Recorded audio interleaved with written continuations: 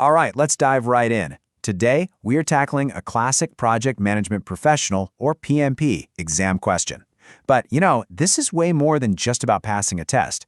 This is about getting into a core project management mindset, the kind of thinking that really separates the pros. So, let's get to it.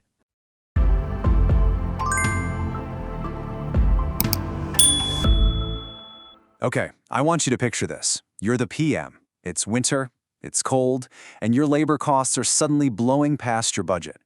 The question right here puts you in the hot seat. What do you do?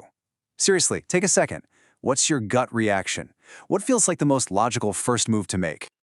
So before we get to the right answer, let's talk about the wrong ones. Because honestly, in project management, knowing why something is a trap is just as valuable as knowing the correct path forward. We're about to walk through 3 really common pitfalls that are designed to sound right, but they can seriously lead your project astray. The most tempting answers, the ones that feel decisive and strong, are usually just knee-jerk reactions. They make it feel like you're taking immediate control of the situation. But in reality, they all skip the single most critical step: really, truly understanding what's going on. This table breaks down those traps perfectly. So look at option A. Allocate more funds. Sounds great, right? Problem is, a project manager usually doesn't have that power. That's the sponsor's job. Then you've got C. Adjust the cost baseline. No, you can't just move the goalposts because you're losing the game. That baseline is a fixed measure for a reason, and changing it needs a whole formal process. And finally, D. Reschedule for summer. Look, this might end up being the right solution, eventually, but right now, it's a total assumption. We just don't have enough information to make that call.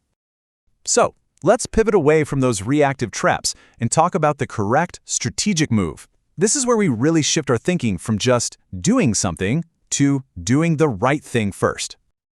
Okay, so if we're not supposed to just throw money at the problem, and we can't just change the plan, and we can't reschedule everything based on a gut feeling, then what is the strategic play?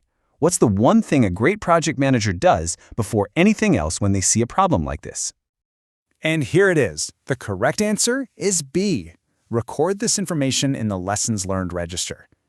Now, I know what you might be thinking. It sounds so passive, right? It feels like you're just doing paperwork while the budget is burning. But trust me, this is actually the most powerful and strategic first move you can possibly make. It's about taking a deliberate pause to understand the why before you even think about deciding on the what. And this brings us right to the heart of the PMP mindset for this whole problem: the Lessons Learned register. This is not just another project document you have to fill out. Think of it as your project's memory. It's the living, breathing knowledge base that keeps you, your team, and your whole company from making the same expensive mistake twice.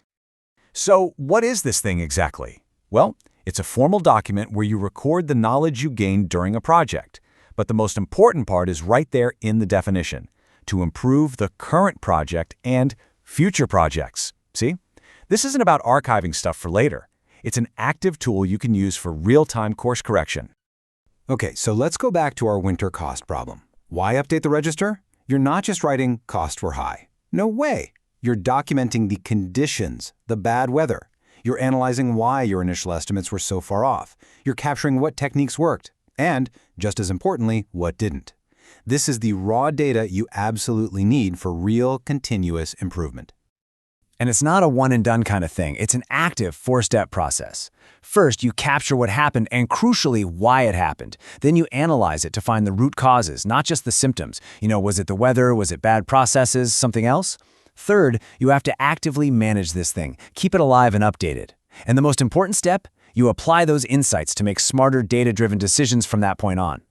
And that leads us to the final critical connection here. Documentation is not the end of the story. It's the launch pad for smart, effective action. The whole point of this is to turn what you've learned into what you do. There's a great line that says, "What is learned from the capturing and analyzing of the lessons turn into actions." That analysis you do in the register, that's what gives you the proof, the data, to then go to your sponsor and say, "Hey, based on our analysis, we either need more money or we need to reschedule." You're not guessing anymore. You're acting on actual evidence. So, what's the big takeaway from all this?